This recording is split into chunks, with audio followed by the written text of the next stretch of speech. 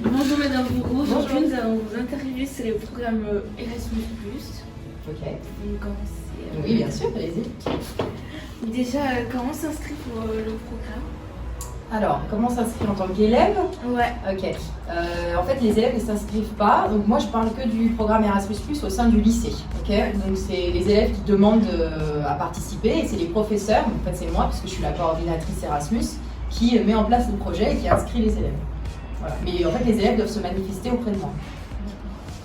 Depuis combien d'années ce programme est mis au lycée?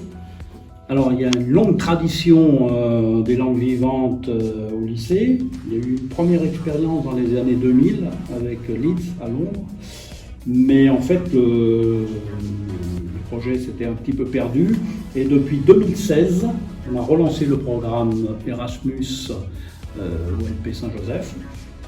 En ayant fait un premier stage à Malte, qui est un pays anglophone.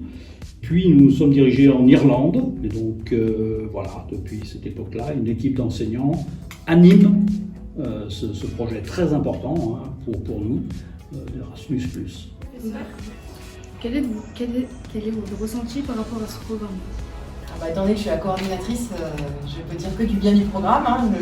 Je suis très contente, ça demande beaucoup de travail, mais ça vaut le coup pour les élèves. Et je trouve que c'est vraiment une opportunité en or pour les élèves, et même pour les profs qui peuvent partir. Quelle est la durée maximale d'un stage dans un pays étranger? Le programme Erasmus est un programme européen qui a plusieurs facettes, plusieurs aspects. En ce qui nous concerne, nous on part 4 semaines traditionnellement, parce que ça correspond aux 4 semaines de stage PFMP, période de formation en milieu professionnel des bacs pro, mais sur d'autres formations, BTS, diplôme d'ingénieur, on peut arriver jusqu'à 6 mois. Avez-vous remarqué des changements sur les étudiants qui ont participé à ce programme? Oui, ils ont grandi, ils sont devenus plus matures et leur niveau de langue s'est amélioré, ils ont appris des compétences professionnelles dans une langue étrangère. Et ils ont appris à être plus indépendants aussi, pour certains c'est la première fois qu'ils partent de chez eux. Et du coup, ça leur a fait un grand bien. Que se passe-t-il si un étudiant fait un accident? Y a-t-il une assurance? Alors, c'est un point délicat, bien sûr, c'est tout ce qui est la sécurité.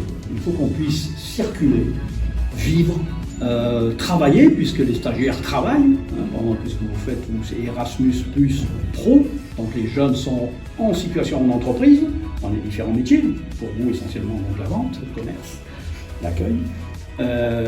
Et donc il faut sécuriser tout ça. Bien évidemment, il y a toute une série d'assurances qui sont prises par le lycée professionnel d'une part, mais aussi par les organismes qui nous aident sur Les retours des étudiants qui sont à l'étranger?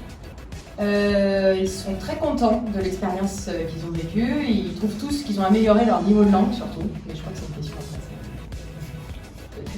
passer. Donc du coup, non mais ils sont contents globalement, ils sont contents. Avec la crise sanitaire, y a-t-il eu des changements? Alors, la crise sanitaire est un impact très fort.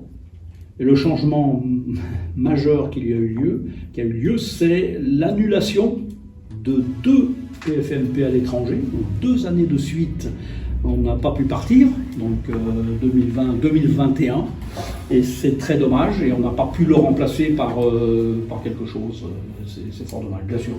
Mais à part ça, à part cette annulation, on va dire qu'on a repris un fonctionnement normal. D'accord, merci beaucoup. Je vous en prie. Merci à vous.